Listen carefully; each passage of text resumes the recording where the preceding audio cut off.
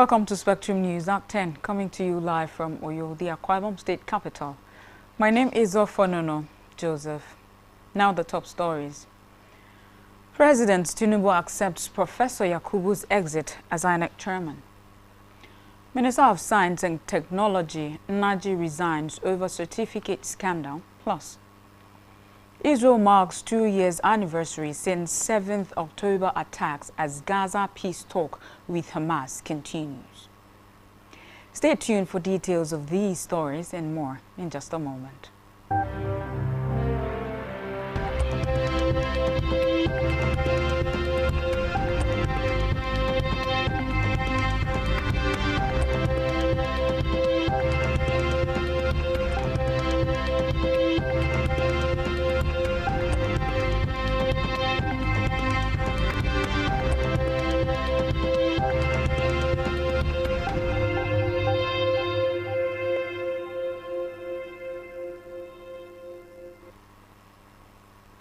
Good morning and thank you so much for joining us on the news.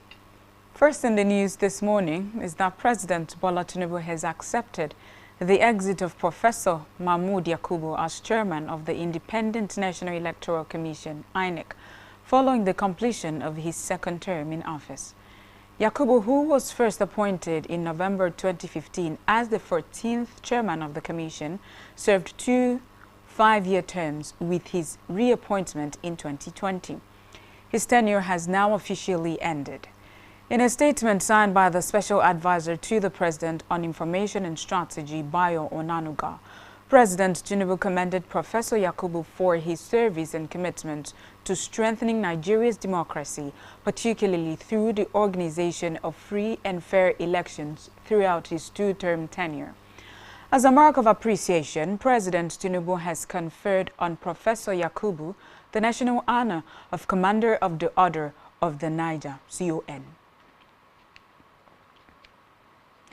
Meanwhile, President Bola Tinubu has withheld his assent to 2 bills recently passed by the National Assembly, citing major concerns over the fiscal implications, legal inconsistencies, and potential conflicts with federal policies.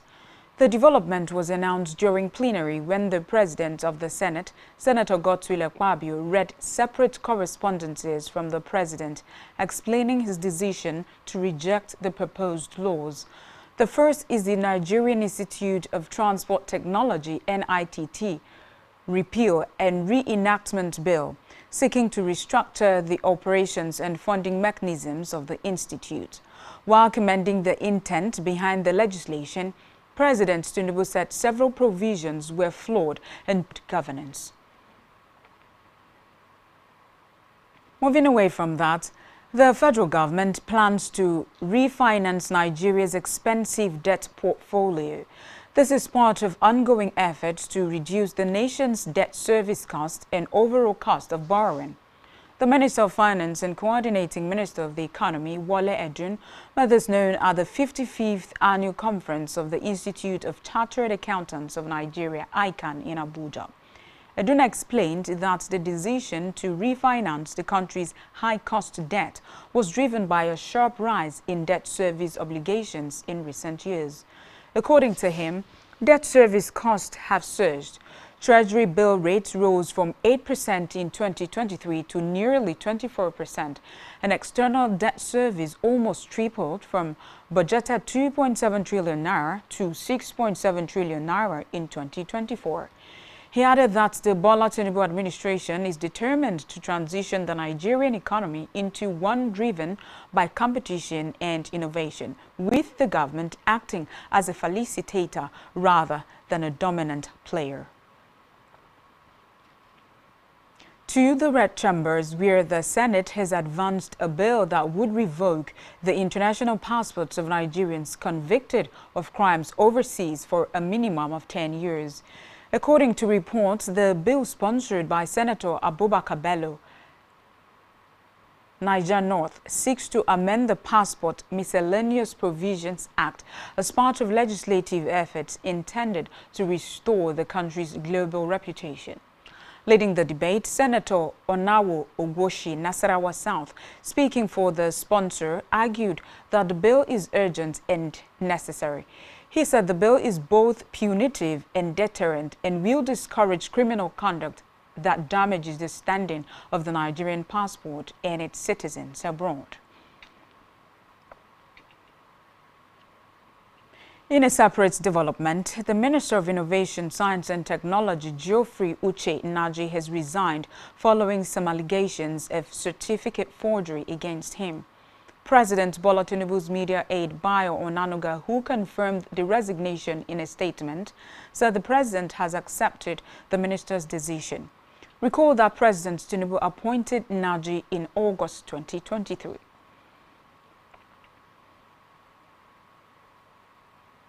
Elsewhere, the Minister of the Federal Capital Territory, Nyesom Wike, has said that President Bola Tinubu's administration is working hard to make life better for FCT residents and Nigerians in general. Wike made the remarks while inaugurating the rehabilitation of Old Kefi Road from Kado Village to Deide, Abuja. He explained that the rehabilitation of the road was in fulfillment of the president's promise to the traders and residents of the area, as the road was important to them. The minister urged the residents of the area to rally behind Tinubu and the chairman of the Abuja Municipal Area Council, Christopher Maikalango, for responding to their needs. He stressed the need for electorates to choose people who know their needs and commit to pursuing them. We move now to Africa, where Cameroon's 92-year-old president, Paul Biya, has appeared at his first campaign rally for the upcoming election, in which the world's oldest head of state is seeking his 8th term.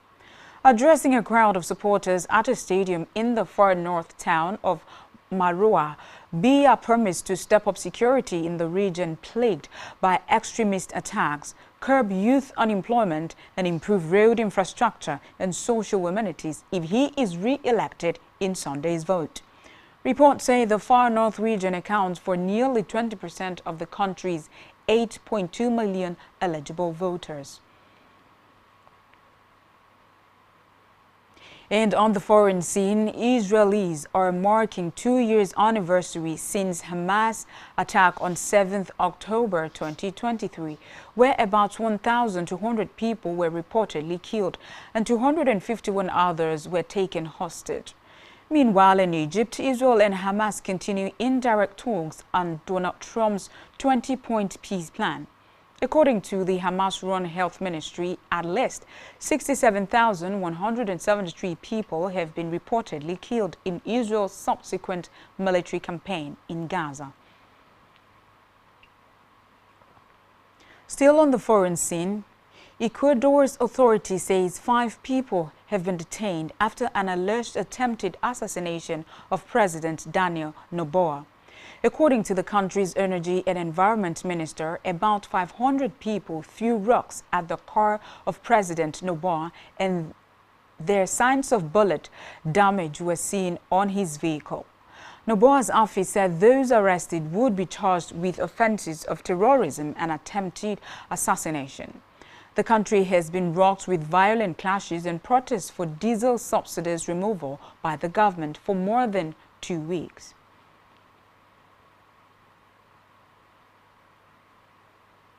Still to come in the news, 18 players arrive Super Eagles camp for Lesotho-Benin Republic clash. Stay tuned for details of these and more in a moment.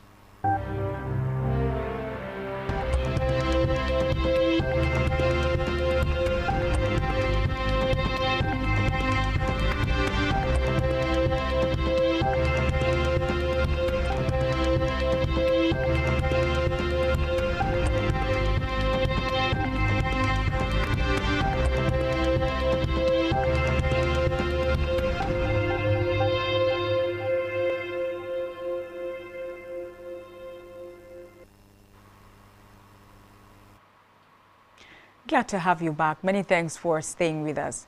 Now we conclude the rest of our news stories. On our business news, World Bank has said that the federal government's ambition to achieve single-digit inflation in the short term is unrealistic, warning that Nigeria remains among a handful of African countries still grappling with high consumer price inflation. In its latest Africa's Polls report, the bank projected that Nigeria, alongside Angola, Ethiopia, Ghana, Malawi, Sudan, Zambia, Sao Tome and Principe, and Zimbabwe will continue to record double-digit inflation rates through 2025.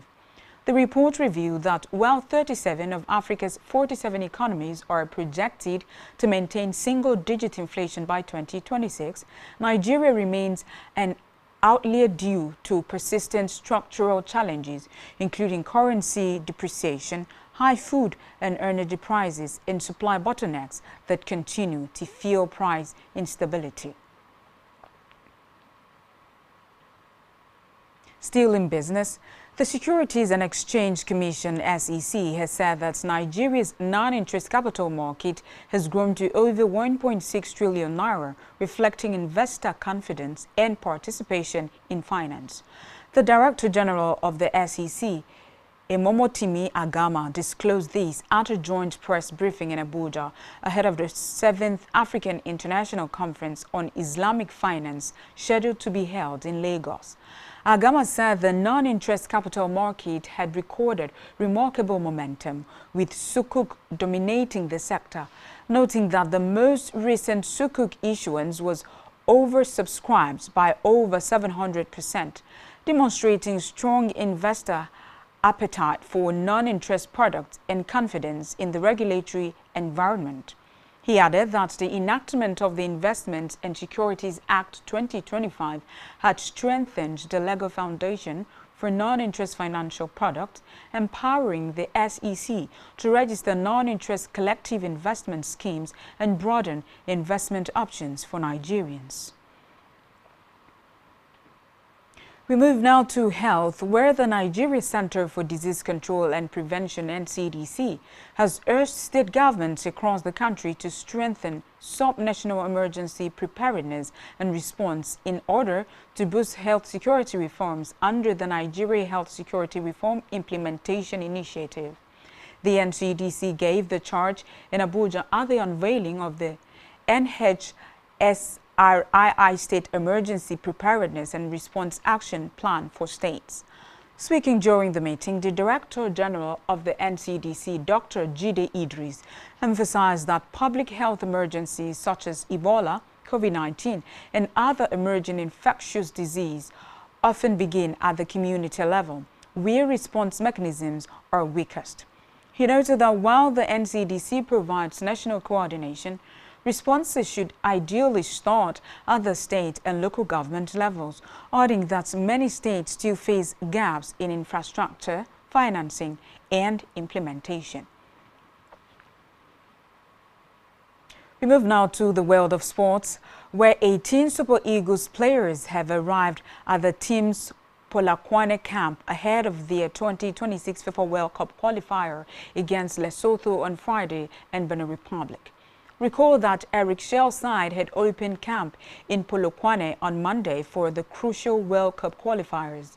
Super Eagles players in camp include Benjamin Frederick, Samuel Chukwueze, Frank Onyeka, Tolu Arokodare, Semi Ajayi, Stanley Mwabali, Adebayo Adeleye, Amas Obasoje, William Trustekong, Victor Osimhen. Others include Ademola Lookman, Chrysanthus Uche, Wilfred Ndidi, Bruno Onyemachi, Terry Murphy, Moses Simon, Calvin Bassey, and Alex Iwobi. Still talking sports, African champions Nigeria, the Tigers will face Colombia, Philippines, Germany, Korea, France in the 2026 FIBA Women's Basketball World Cup qualifying tournament. This was confirmed after the qualifying tournament's draw was held yesterday at the Patrick Baumann House of Basketball in Mies, Switzerland. Taking place between March 11 to 17, the qualifying tournaments will be held in 4 host cities, namely Wuhan, China, Lyon, Villejuaben, France, San Juan, Puerto Rico, and Istanbul, Turkey. The Tigers would be hoping to make a third appearance at the Women's Basketball World Cup after featuring at the 2006 group stage and 2018 quarterfinals editions.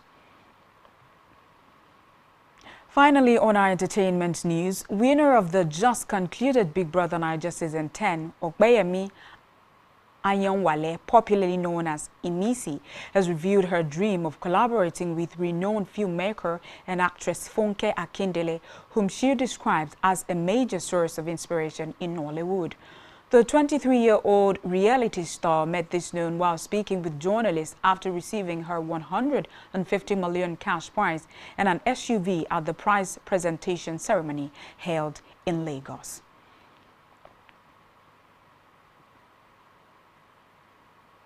And that's all we have for you at this time. Do ensure to follow us on all our social media handles and subscribe to our YouTube channel, all of which you can find on our website, spectrumtvlive.ng. You have been watching Spectrum News at 10. My name is Ofonono Joseph. Enjoy the rest of your day. Good morning.